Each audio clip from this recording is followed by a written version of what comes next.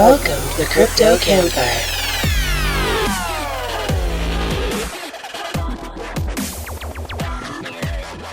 They're strong, independent women, and they don't need no man. Mitch and the Professor. Featuring special guest, Shitcoin Sherpa. Hey guys, welcome to another episode of the Crypto Campfire podcast. Today we've got Shitcoin Sherpa with us. He's a Kahlua killer and a crypto Twitter poet laureate. But before we get talking to Sherpa, we're going to send it over to the Crypto Gent for a quick news segment.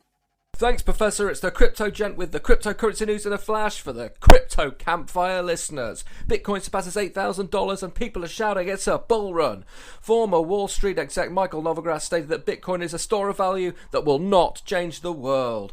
Coinbase backed stablecoin to start launch of a Venmo-style app in Venezuela. Starbucks teams up with Microsoft to use blockchain to track its beans, but some are saying that it's going to start accepting cryptocurrency very soon. The recent Token Taxonomy Act will create a tax exemption for crypto transactions under $600. Ledger to provide its technology to uphold to improve its securities, and platforms that seek to enlist initial exchange offering tokens for a fee could find themselves in regularity trouble, according to SEC. That's the cryptocurrency news in a flash. Back to you, Professor.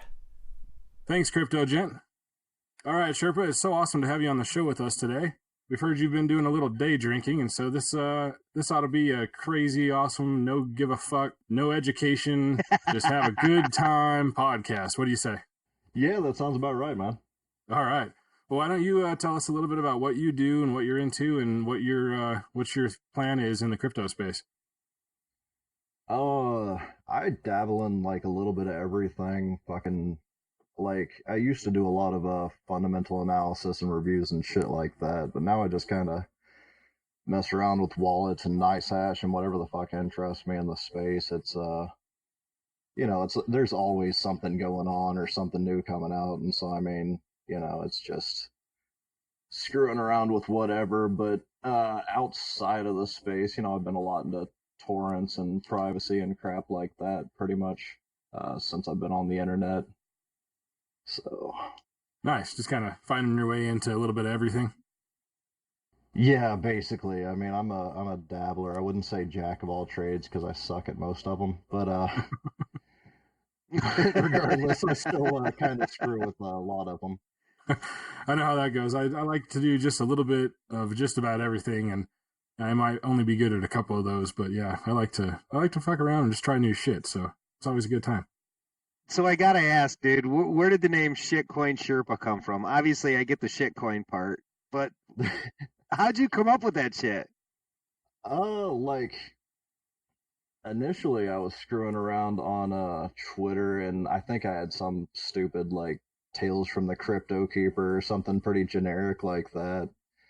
And, I don't know, I read an article about Sherpas in National Geographic, and they were talking about how they've kind of genetically evolved over 6,000 years so they can guide a bunch of rich white people up Mount Everest and live to tell the tale. And so I kind of thought that applied to the crypto space because there were just so many scams and shit going around in 2017 when I started.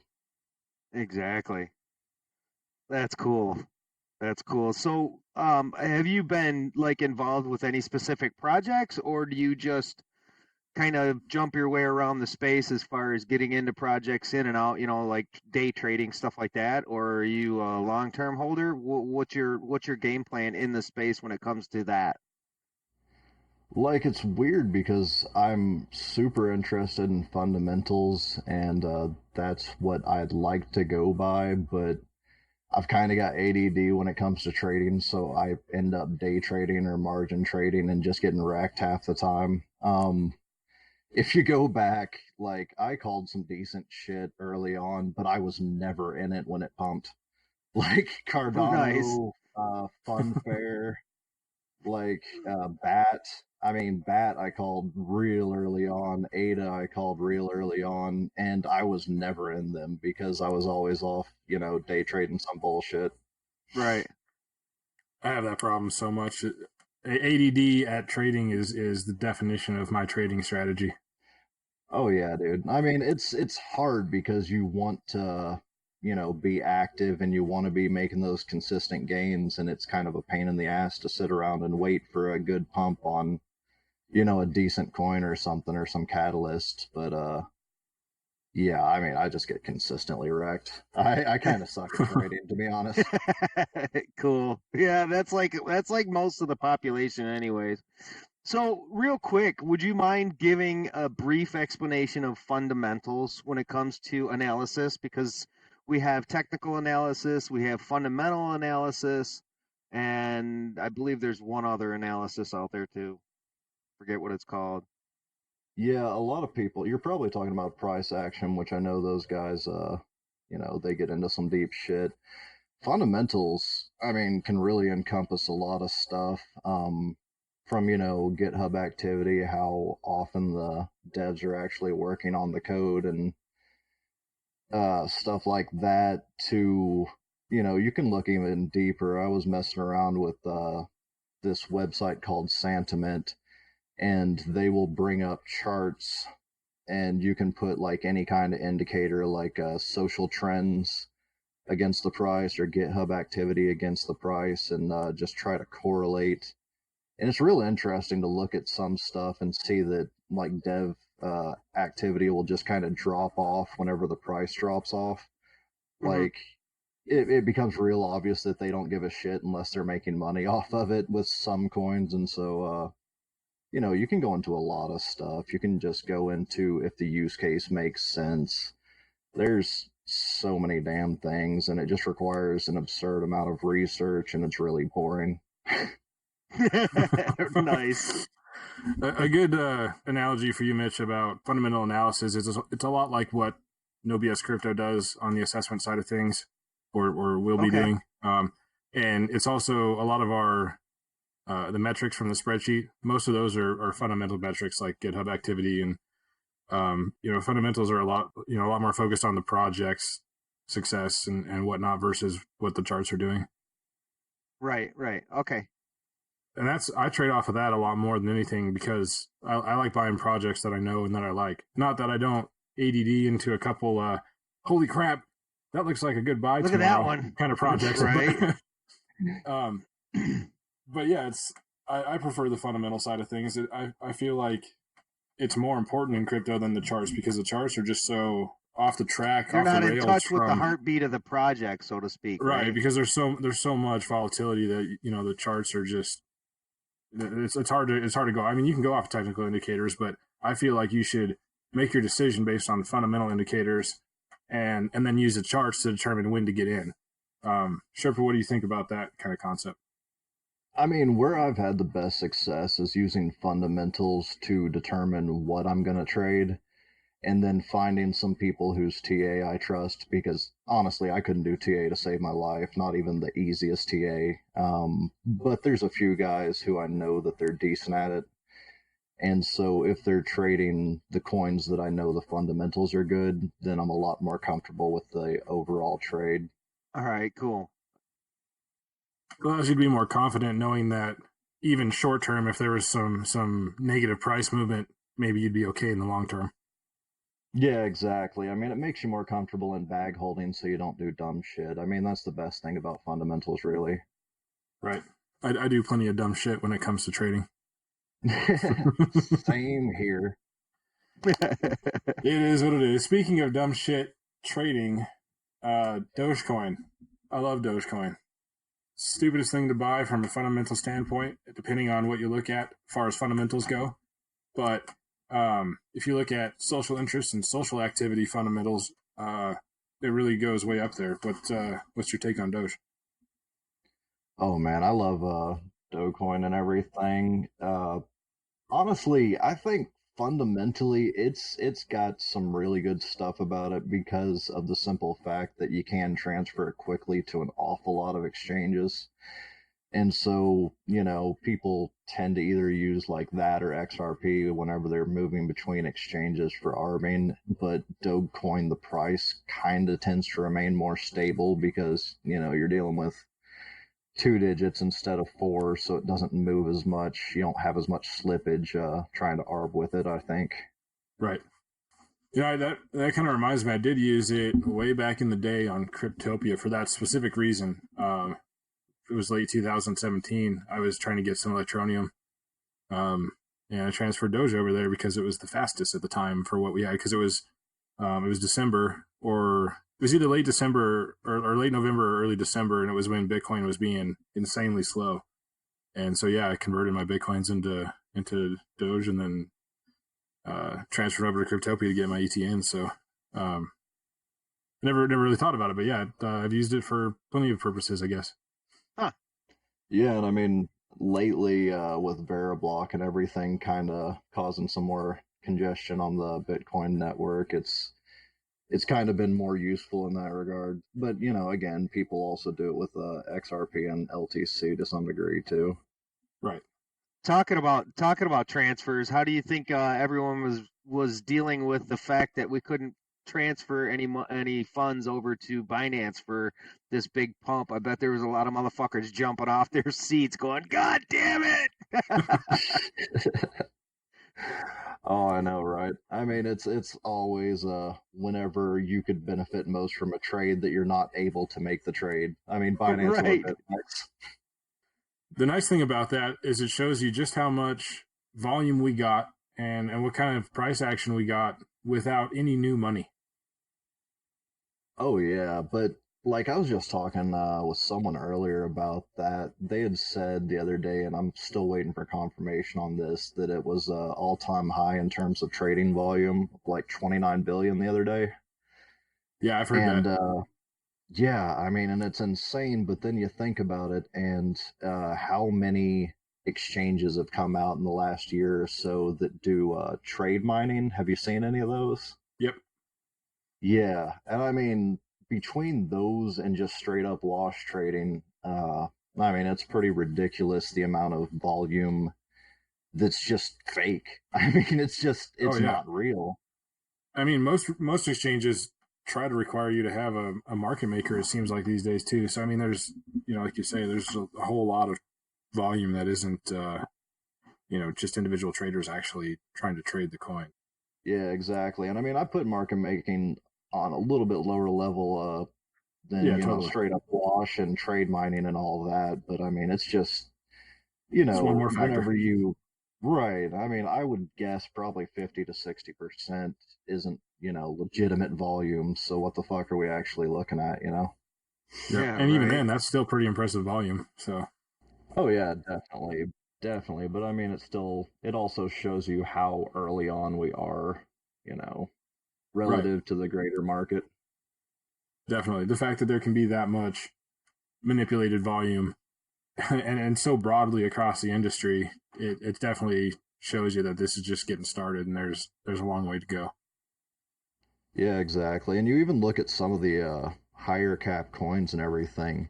I think someone was saying the other day it was either BCH or BSV, but one address I think accounted for like the majority of the trading volume back and forth. And it Oh, wasn't even wow. holding that much. They were just, washing. No surprise there. Yeah, it's just like, if that can happen with a top 25 market cap coin, then it's just like, yeah, we're pretty early on whenever a small wallet can manipulate it that hard. Right. So you've been hanging out with the Degens, I see. You call isn't it Molly, right? Molly is supposed to be the mother of the Degens.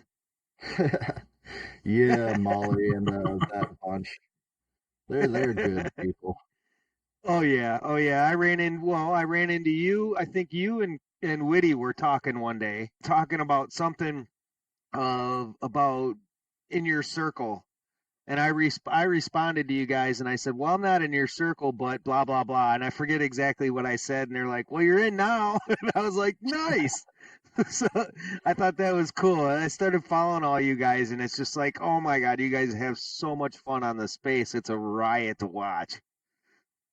Yeah, it's weird whenever you just, are pretty much all inclusive and you just, appreciate people's sense of humor and just don't give a fuck, what anybody else thinks about you. You can really put together a good group of fucking people, especially Oh, here, absolutely. Absolutely. I agree 100%, you know, and the guys are just, you know, just laid back and chill. It's just really cool. You don't have to be so worried, like you said, about what other people think. Who gives a shit what other people think? You like me, follow me. You don't like me, don't follow me. Whatever. Yeah, exactly, dude. It's just like doing the rap battles. You know, have a good Oh, time, right. throw some shit Yeah. out Yeah, I there. know, right? Dude, I love those so much. It's so much fun. So I gotta ask I noticed in your your Twitter you've got the crypto Twitter poet laureate thing. Did you add that after the rap battles or was that there before and I never noticed? I think I added it afterwards. Oh, sorry, I just took a toke. Fucking, I think I added it afterwards. I've been doing parodies pretty much since I started in 2010, but I've been kind of amping it up. I always like doing just funny shit with rhymes. I mean, I had a period where I did 20 or 30 fucking limericks in a row about different crypto stuff, and but Nice. seeing you guys do the rap battles, like I've never messed with rap because I just didn't realize what the fuck flow was. I couldn't comprehend it, but seeing you guys kind of mess around with it and everything and just have fun with it, it was like it kind of clicked. So that was That's pretty cool. cool. Hell yeah. Hell yeah. I'm glad you found it of interest in it, man, because it's been a blast. And you know how that all this started? All this started because I was writing poetry, right? I was writing poems about crypto, and I got a ton of them posted on Medium. And then in one of my chat groups I was in, me and this guy used to blast back and forth at each other. You know, we'd see who could write the best shit. Well, then all of a sudden, we were trying to spread it around, and somebody said, "Well, why don't you come out and bring it on Twitter instead of us going into the chat?" And I'm like, "Okay." So we started it on Twitter, and the next thing you know, here we are. You know, it was just like wham! It was so much fun, and people started bouncing back and forth, and I'm just like, "Holy shit!" I could not believe all the people that were jumping on and having fun with it. So it's been a blast. Yeah, dude. I mean, that's really kind of the thing about the crypto space that I really have dug from the start. I mean, it's kind of like any good fucking festival. I mean, everyone's just trying to fly shit up a flagpole and see who salutes. I mean, whether it's the projects or whether it's shit like this or parodies or roast battles or fucking karaoke or Euclid and Oaks and all their stuff. I mean, everybody's just doing what the fuck they enjoy and seeing if Right. anybody else digs it. Pretty much. Pretty much. That's exactly it. We even got on the podcast last night. I don't know if you listened to that yet or not, but I shouldn't say last night. This weekend we had Janice and John McAfee on there, and they claim that they'll throw down some rhymes for the rap battle this Friday. But I'm not sure if that plan has changed after John gave us the live rap or not. But Janice said her big secret was that she likes country music. So I've been writing up a Thunder Nice. Rolls crypto cover for her. Oh, So nice. we'll drop that on Friday just for shits and giggles and see if we can drag them into the rap So battles. you're dragging me into that too because I'm a country guy as well. I mean, I love all music, but I mean, I do. I go from country to rock to rap to jazz to old rock and roll back in the '80s hair bands. I mean, I'm all over the place when it comes to music. So yeah, Same. that'll be fun.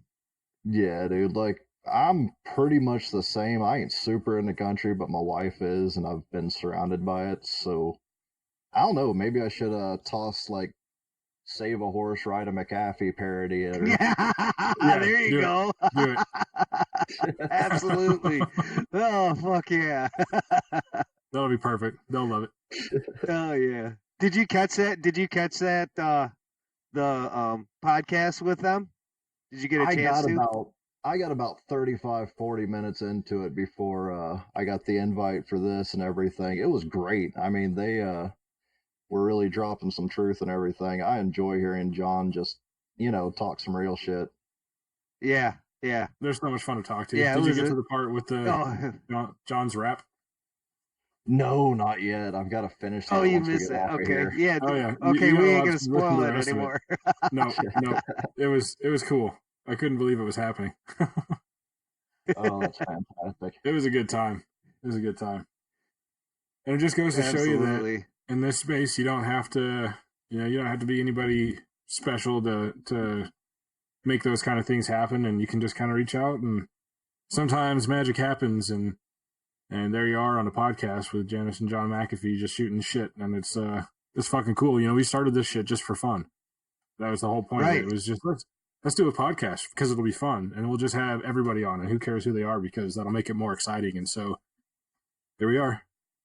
Oh yeah, I mean that's the great thing about it, really. I mean, I'm a nobody account. I mean, 9,000 followers ain't shit, but the amount of cool people who've commented on my stuff or reached out to me and talked to me, and it's just mind blowing. I mean, that you can connect with somebody who's been so pivotal in the space and everything, despite being a relative small fry, Right.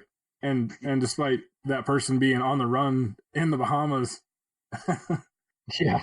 I'm sorry, I wasn't really laughing at when you said 9,000 followers, but I'm thinking, fuck, dude, I got 350, and you're talking about you're a small fry with 9,000. I'm laughing my ass off because I'm like, really? Oh, dude, like literally, one thing that I've learned is Panama Crypto. He kind of clued me in on Social Blade, and if you go on there, you can look, and me gaining followers, there's a direct correlation on the graph between me posting just a fuckload of stuff and me just gaining a fuckload of followers in a direct parallel line. It's like the longer you post shit and the more shit you post, the more people will follow you just because they see you and crap. And I don't even know if the content is any good. I just talk a lot of shit. A lot of people like that. It's refreshing sometimes, because without that, it's just a sea of fucking TA charts, and they all look the same, but they're all different at the same time. Yeah. And it's nice to have some of that shit posting and bullshit in the middle to break up my feed. Oh yeah, I mean, you've got to take a break from either getting rich or watching people clout chase or dick swing to just laugh a little bit. So yep, that's just it. You're scrolling through Twitter, and it's like, oh great, I just got wrecked on that coin. Oh, Craig Wright's trying to be Satoshi again. Oh, Shitcoin Sherpa's drunk and soloing Nirvana. Fuck yes. So there's a little bit of that comic relief at the end. It's so needed. Oh my God, honey! Look, the Degens are comparing dick sizes again.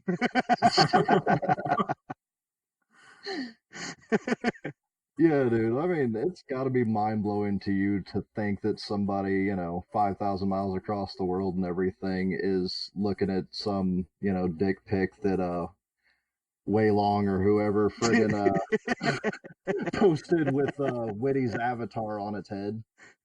It's like, we're affecting change like halfway across the world. Yeah, we're gonna have Witty on. I guess I spoiled it already, but Witty's coming on here too, so that'll be kind of a fun episode. Oh my God! Yeah, that's great. We got to get him to spin some shit though. He already said he would. Oh, cool, cool. I asked him. I was like, "You got to give us something." I don't know what he's gonna do, but he said he'd fuck around for a few minutes. That's cool. That's cool. That's gonna be fun. It's gonna be fun shit. Yeah, that's awesome. I mean, he's actually got a talent he can demonstrate, live and shit. It's not like I can fucking write a parody while we're sitting here. No, it takes me a while. I got to sit down and think about that stuff, and backspace is my best friend. Yeah, same. Oh, really? Man, I throw all that shit out there ad lib. God, really? I have a blast with it. I don't know why. It just comes. It just comes to my head, and it's like, bah, bah, bah, bah, bah. Sometimes it does, but a lot of times I got to sit there and think. And most of the 90% of the time, I'm thinking about 18 different things at once. So yeah, dude, that's me. I tried to write it out beforehand, but the little Microsoft Office paperclip guy killed himself. So now I just kind of do it in Twitter. You killed Clippy. It's your fault. It's my fault. I did it. He was so sick of my bullshit. I miss Clippy. We should start a campaign to bring back Clippy.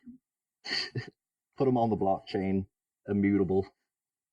Clippy chain. Exactly. Let's do it. We'll just encode him into a Bitcoin transaction. That'd be great. Let's do it. Not sure Oh, how. We'll shit. figure it out. I'm game. Okay, so I got a question for you. What's your, how do we say it, Professor? What's your most, The what sleeper coin token. have you got into? Although Yeah, what's your sleeper my token? explanation, when I say sleeper token, sleeper token actually kind of gives the wrong point across. That's what I started with, but It people are does. interpreting that to mean like which one's going to perform later. What we really want to know is what's your dirty little secret token. How about that? The one that you bought and you wish nobody There knows you that you go. bought it, but you're still confident in it. There you go. Oh God.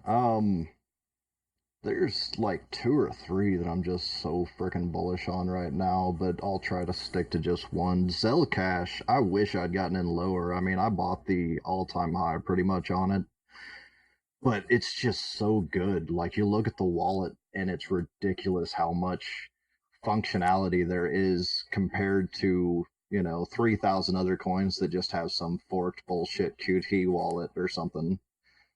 They've got it so you can trade from within the wallet on like 4 different exchanges and Binance's little DEX.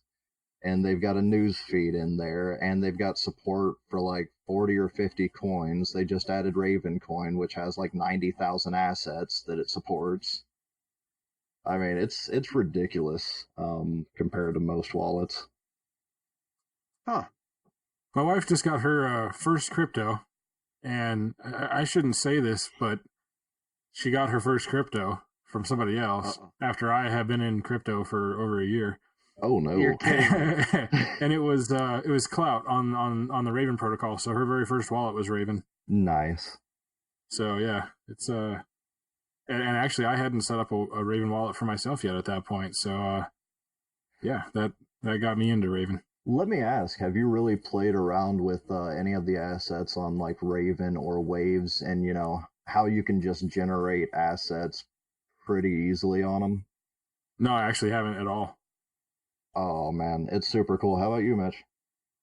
No, I haven't actually. I mean, I I spend so much time between work, I'm working 40, 50 hours a week at my real life job, Yeah. and then doing this, doing Twitter, and then the admin for 2 different chat groups. So yeah, I'm spread out all over the place, trying to keep up with every project. Oh, As no. many as I hear about that I would love to get into. I just haven't had the time. I got a bunch of. I'm into like probably 25 different altcoins Yeah. that I'm holding, and I That's got impressive or just. scary, like one of the two. It's both. Trust me, it's both. It's impressive to me, and it's also scary as fuck. But you know what?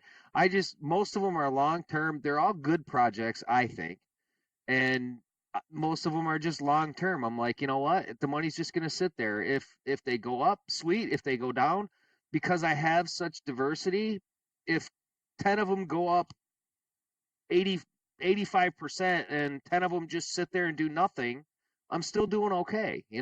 Oh yeah, they're So lottery tickets. that's So. yeah, exactly. So I basically watch them, and I'm like, okay, who's pumping now? So I watch it. If it gets decent enough, I might sell some of them and buy back when they dip again. It's just, but to have time to trade, yeah, no, I don't have a whole lot of time like that. But I'm working on that. Hopefully, in the next year or two, crypto does me well enough that I can do this full time and just enjoy life and have fun doing it. Yeah, I hear you, dude. Like, the reason I'm able to experiment with so much of this crap is because, the company I run, it doesn't require me to actually be in the office except a couple hours a day, really. But I'm on call 24/7, 365. So it's like, I gotta stay by the computer regardless. Might as well be fucking with this shit. There you go. There you go. But, And as a carpenter, I've never got into technology up until 2 years ago, dude. So, oh, wow. yeah. I mean, I had a flip phone forever. Yeah, so it's like you just woke up 2 years ago and suddenly you're in Oz. Yeah, basically. That's fantastic. And I'm not in fucking Kansas anymore, I'll tell you that. Yeah, dude. I mean, I've been screwing with tech forever, and crypto feels like Oz, the 2 years that I've been in. So it's just, I can only imagine. Yeah, think about It's that. insane. It is. And think about like where it's gonna go from here. I mean, you think let's go back to like cell phones. You've got the bag phone from the 90s and early 2000s or what, late 90s, I guess. Oh yeah, like the Saved by the Bell brick phones. I was Yeah, thinking. I was thinking the next stage up from that was actually, the bag phones you have in your car. But yeah, the Saved by the Bell brick phone is a perfect example.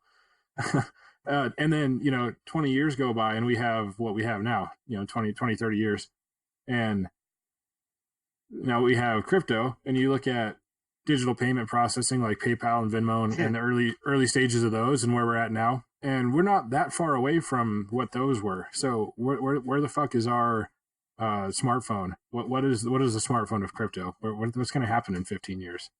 Well, yeah, exactly. I think a lot of it, to me, one of the biggest killer applications of crypto is like supply chain, Internet of Things kind of shit. Because right now those are really, really dumb. But if we actually built smart technology around them and was able to track, shipments and everything, it would really simplify a lot of stuff and save companies a drastic amount of money, from stolen shit on shipments and whatever else. That's one of the big things for me. That's a really important distinction that a lot of people fail to think about, is the ability for machines to transact or interact. And while we have ways to simulate machine transactions for people, we don't really have anything that suits automatic microtransactions, except for blockchain. So as it scales, what we're going for in a global economy here eventually is going to be a whole lot of nothing but autonomous systems. And so we need a way for just machines and nothing else to send transactions and interact with each other in immutable ways and not need human intervention. And so I think that's a big part of where we're headed. That microtransactional economy is a big deal. Absolutely. And then also, to add to that, these automated systems have to be trustless, because not only do you want them to be able to operate without human intervention, you want them to be able to operate and not be tamperable by humans, not have humans come in and, screw with shit, steal shit, whatever. So you really need the distributed ledger for that, I think. Yeah, there's going to be a big merging of artificial intelligence and machine learning and cryptocurrency, kind of all being one thing. I shouldn't say one thing, but being critical components of one working system. It's going to be the future is going to be incredible. Yeah, absolutely. So I always like to ask people a stupid question, because stupid questions are amazing. If you had to replace your hands with something other than hands or claws, what would you put at the ends of your arms? Oh, God. I know what I would do. That's a thinker. Like, the first thing that comes to mind is not fucking scissors, but let's see. What do you use if not hands or claws? Suction cups? There you go. There you That's go. a good one. I could deal with suction cups. I mean, you could shut down stupid people and you could climb buildings. So, I mean, I see a suction cup to the face. Yeah, suction cups are grappling hooks. Right. You can pick up anything flat. As long as it's smooth. Right. Yeah. Hell yeah. That's cool. Be like octopus hands, right? With all those little suction cups on them. Yeah, there you go. I'll climb buildings all day long. I guess there was no exclusion for octopus tentacles, so I guess you could have suction cup tentacles. There you go. Point. Yeah. I mean, I was thinking chainsaws, but on second thought, that might be dangerous. I'm not sure how I would start either one of them. Yeah, I mean, the first Without time you hands. stop self-care, you're screwed. So Yeah. Going to the bathroom would be a real bitch. yeah, a little bit. You can't even do it because the warning label says keep chainsaw away from genitals, and you know that everybody follows those. Right. No, that's hilarious. Oh shit. So fucking $8,000. Yeah, right. $8,000. Oh, I Fucking know, it's $8,000. ridiculous. How many months ago did you think that we would just be going fucking sideways forever? I was actually hoping we were gonna go sideways forever. That was when it was 6,500 last year, and it was 6,500 forever. So it did go sideways forever, and then we crashed even harder. And I figured we were going to go sideways at 4,000 for a long time. Not because the charts looked like it, but just because I didn't expect much. I figured we were going to maybe drop a little more or go sideways a long time, and we all knew this was coming sooner or later, and the charts were indicating that the bull market was coming back around, and we had some movement and all that, but we still hadn't seen the end of the bear market, and I was just sure that we were going sideways for ever. But Yeah, here we are, $8,000.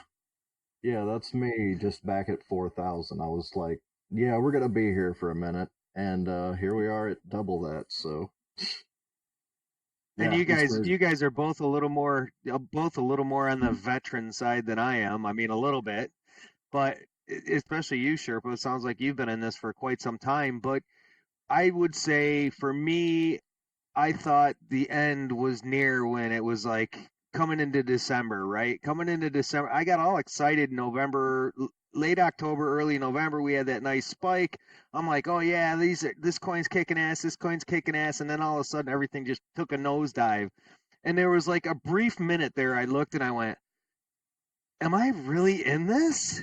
Is this really what I want to do?" And then it wasn't the next day. I think I said, "Fuck yeah, it is." And I started buying shit left and right. Every dip that came, I was like, "Yeah, give me some more, give me some more."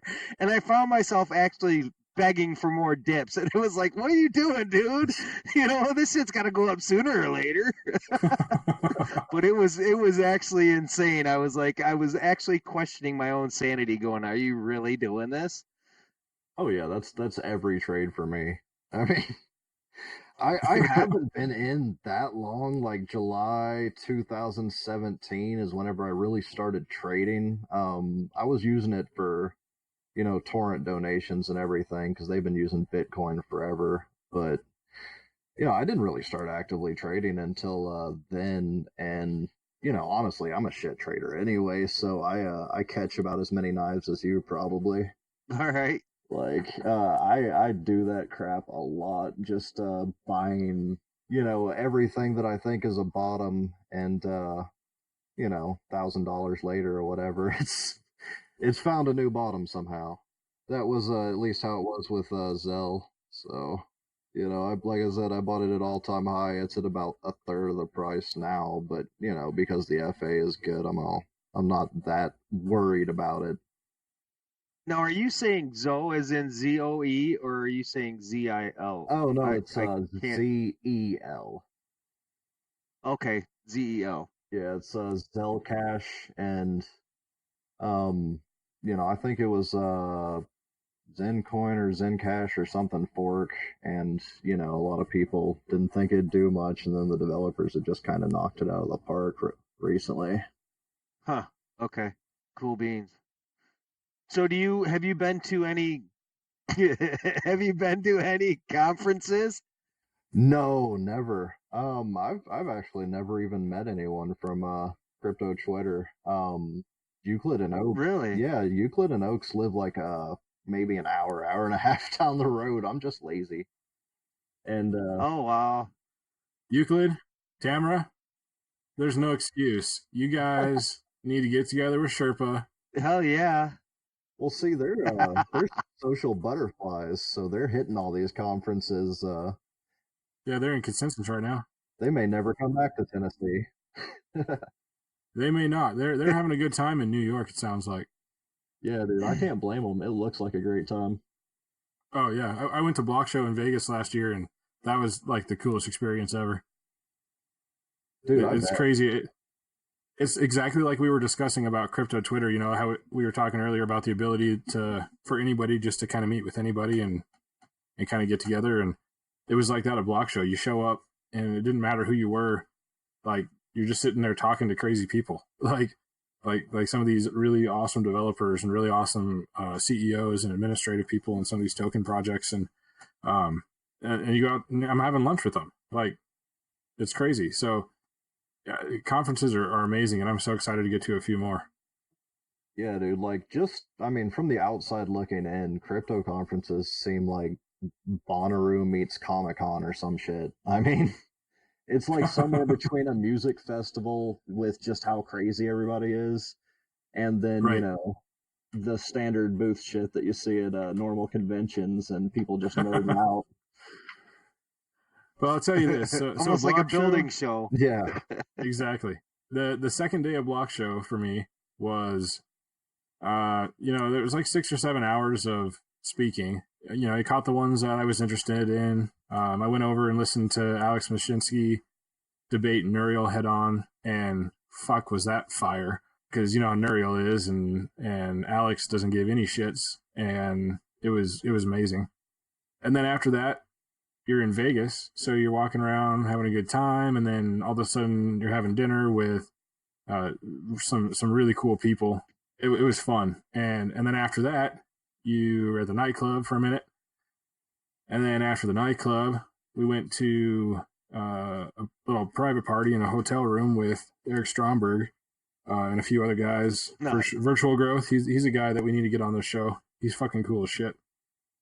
And you're just sipping on scotch and getting a little tipsy and having some ridiculous conversations, Satoshi conspiracies and what really is life. And I mean, it's a great damn time. The conference part itself is a little dull, but then everything afterwards with the people, I went to bed at 4 a.m.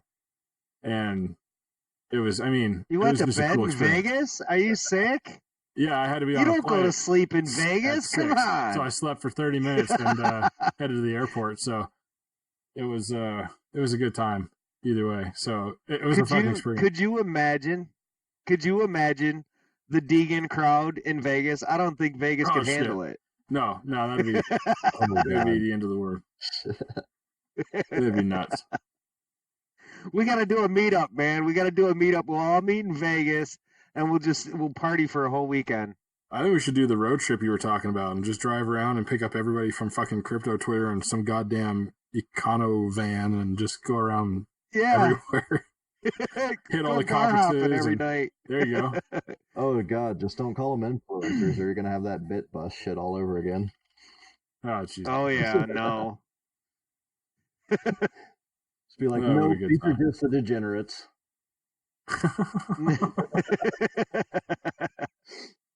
Oh God, it would be a riot. Absolutely. I definitely want to do that road trip. I mean, if it doesn't happen this year, it's gonna happen next year. I promise you that. Oh yeah. We gotta make it happen. Absolutely. Sherpa, you down for a road trip? Oh yeah, dude. I mean, anytime I can get away from work, I'm interested in trying to meet up with some people. I've been trying to arrange a Southern crypto conference because Jesus Christ, they're all in California, Vegas, or New York. Every last fucking one. Or Chicago. Right? Who do we know in the South? What's that? I was trying to think of who we knew in the South for crypto. Gator? Pandora? Oh, there's a lot. Gator. Like we had tried to figure out just who was in Tennessee, and there's 8 or 9 around Tennessee. I think Bitnik is in either the Carolinas or Virginia. You got Gator down in Florida. There's a few in Georgia. I hope to God there's none in Alabama, but where are you at? I'm in Tennessee. Okay. All right, Chris down in Texas. Good times. Chris Corner's in Texas. Oh, yeah. I got friends in Kentucky. Yeah, there's quite a few in Texas, I think. There's probably at least 4 or 5 crypto enthusiasts in Texas. Oh yeah, I mean, or 5, maybe 6. if we have 8 or 9 in Tennessee, I would hope so. Yeah, you got 9 in Tennessee. Heck You better yeah. have 5 people in Texas into crypto. Right? They Right. would never live it down. Exactly. And then we've got China and Korea with 25,000. So Yeah. Yeah, they might be a little bit That's ahead crazy. of the curve. Usually. It's good though. It's good. We can. That's another reason why we're so early. We're here, and it feels like a big space, but specifically in the United States, it's really not. Oh no. I mean, here, I still have people who you mentioned Bitcoin and they don't know what the hell it is, let alone, any of the other coins or how they would go about buying it. Yep. Most people, a lot of people now have heard of it on the news, but I still, 99% of the time when I talk to somebody, they've never even heard of it, or, okay, I mean, 99% is a little exaggerated, but you get what I'm saying. A lot of the people still haven't even heard of it, even though it's been all over the news for several years now. And it's just crazy. Yeah, I'm curious how much, somebody could make doing speaking engagements where they just common sense explain what crypto is and how to buy it to some of these older people. I mean, because the interest is there. I've got, a lot of my employees are older guys between 50 and 70, and they're interested in the space. They just can't wrap their brains around it. But, you look at what they could potentially earn on CDs or, investment vehicles available to them at banks and everything or in the traditional market. And they just can't expect to make anything. And they see us over here with crypto making a lot of money and they want to get in, but it's way too out of their reach. I mean, these guys couldn't program a timer on a VCR. That sounds like me. I don't know if I still could program a timer on a VCR. I dealt with those sons of bitches way too long, and they still piss me off.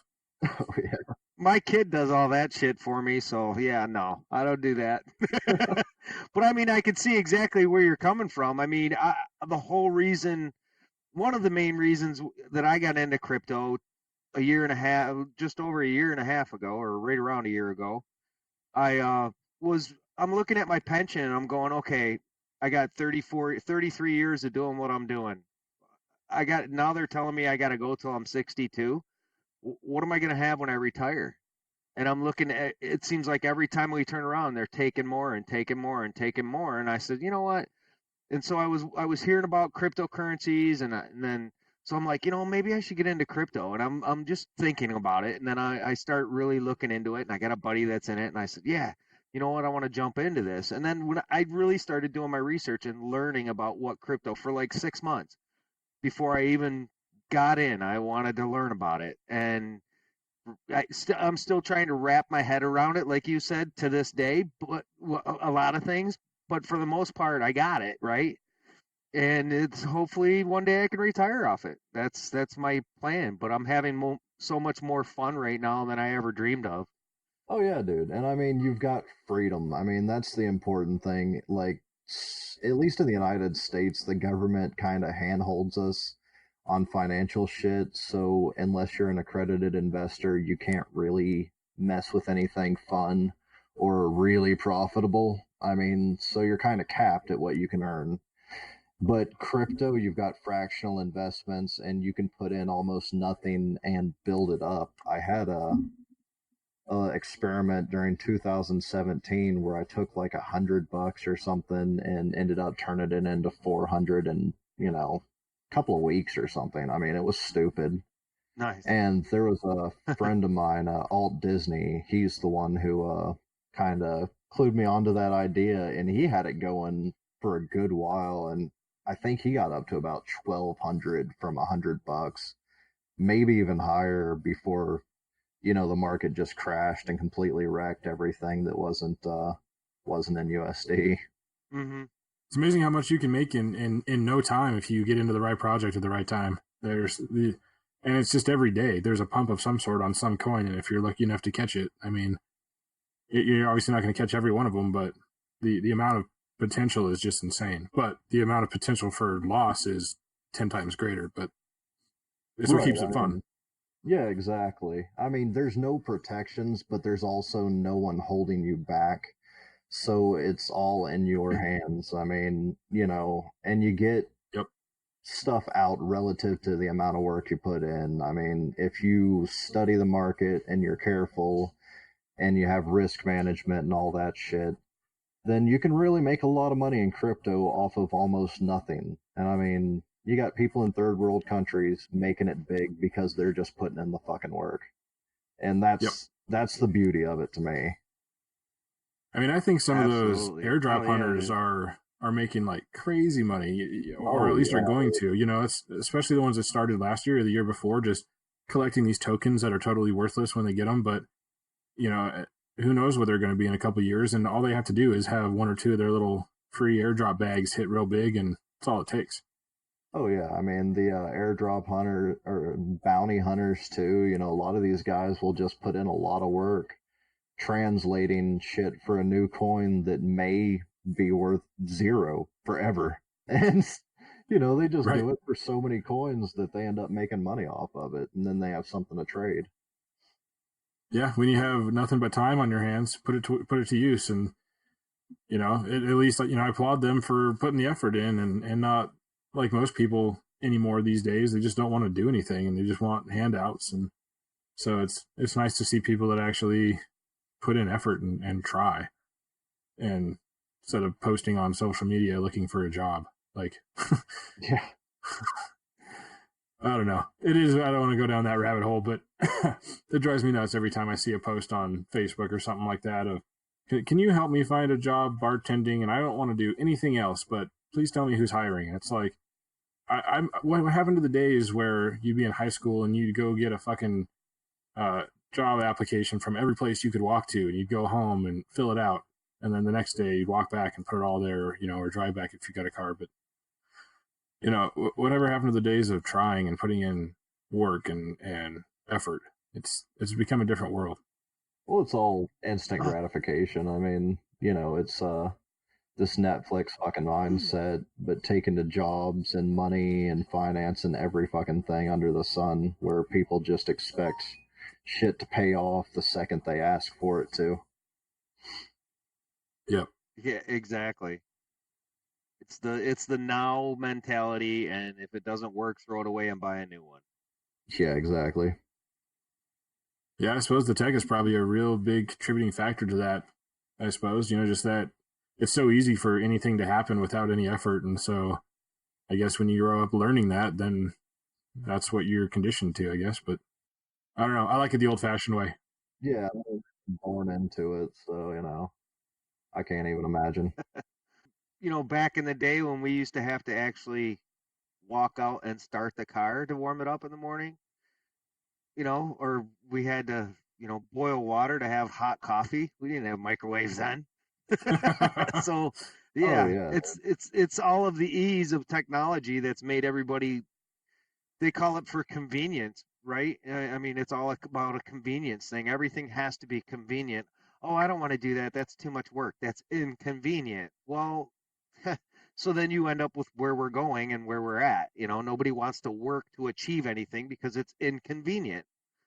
I think that's the biggest thing. Yeah, exactly. I mean, honestly, if you want to give your kids some perspective, just don't pay the fucking power bill for a month and let them try to work around Yeah. that. Like, we had a point whenever I was a kid where we didn't have the power bill paid, so to flush the toilet, I had to walk down the road, fill up a couple gallon jugs, milk jugs and shit, take it back, try to fill up the tank, and use that to fucking flush the Yep. toilet. It's like same thing for a bath Yep. and bullshit like that. It's like about a month of that, you really start to appreciate how easy you have it because of technology. Exactly. My wife had similar. She lived in a place where they had a septic tank, and so every once in a while you'd have some sort of a water issue. They're out in the middle of nowhere. They had running water, but it all came out of a pump house in the back. And when you'd have running water issues, you'd have to do that same thing. You'd have to get a bucket. There was always a 5 gallon bucket in the garage ready just in case. You had to go out to the ditch and fill it up, and yeah, no fun. Yeah. Or don't pay their cell phone bill turn their cell phone off for a day. Oh my Well, god! do I know I'd die without mine. that, and then buy them a rotary phone and say deal with it. Nice. Yeah, exactly. That's what I'm gonna do. Shit. Anytime I take my laptop away from my kid now, he always comes and I need my laptop for school. And I'm like, okay, so then I have to sit there and make sure he's just writing a report. So I guess I'm gonna get a typewriter, but I'm not gonna get one of the 80s electronic typewriters. I'm gonna get the old mechanical one where you have to put like 20 pounds of force per key to actually make the letter show up. Oh, right. Yeah.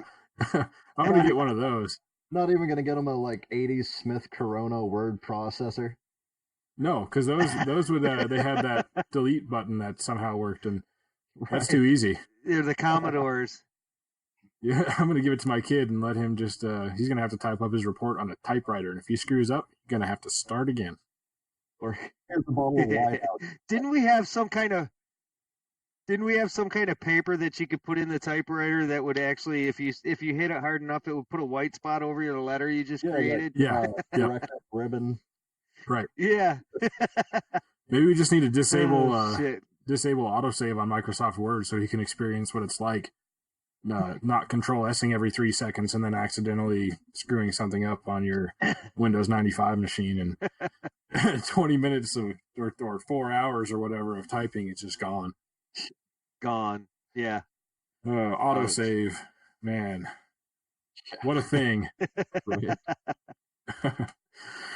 All right, well, it's been a hell of a time having you hang out with us on the Campfire. We'll probably have to do this again at some point in the near future, get you back on here and have another half bottle of Kahlua bullshit session.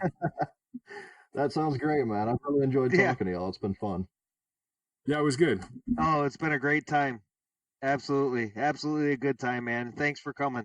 Anytime, absolutely. All right, have a good night, man. Y'all too. Take it easy. We'll talk to you soon. Sounds good. All right, peace. Later.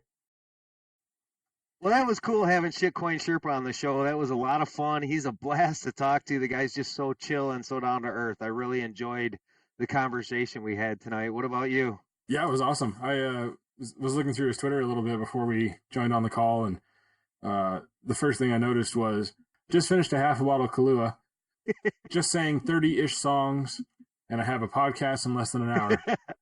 And I was like, this is going to be amazing. Yeah. Well, I seen him post this morning how the wife gave him freedom and he was able to have a, what did he call it? A beer day or a drinking day or something? Day drink. And playing day guitar. Drinking, yeah. Guitar Hero or something. Oh my God, that guy'd be a riot to hang out with at the bar, man. There was a really good night tonight. I had a lot of fun. I hope you guys enjoyed it. I know we did, and we look forward to having him back on the show one day. I suppose we could probably manage that. I suppose. Yeah, well, maybe I'm too excited about it, right? I gotta be more chill. Oh, that was good. Yeah, we'll have him back on again. We've got some other good guests coming up, and also make sure to go to iTunes and search Crypto Campfire. Subscribe to our podcast and leave us a review. Let us know what you think. We want to hear your feedback. And yes, definitely your feedback. Your feedback is very important to us because it helps us adjust things. So we really appreciate your honest feedback. Yeah, guys, we really appreciate your honest feedback, and we're looking forward to reading it. So thanks a lot, guys. Y'all have a good night. Peace.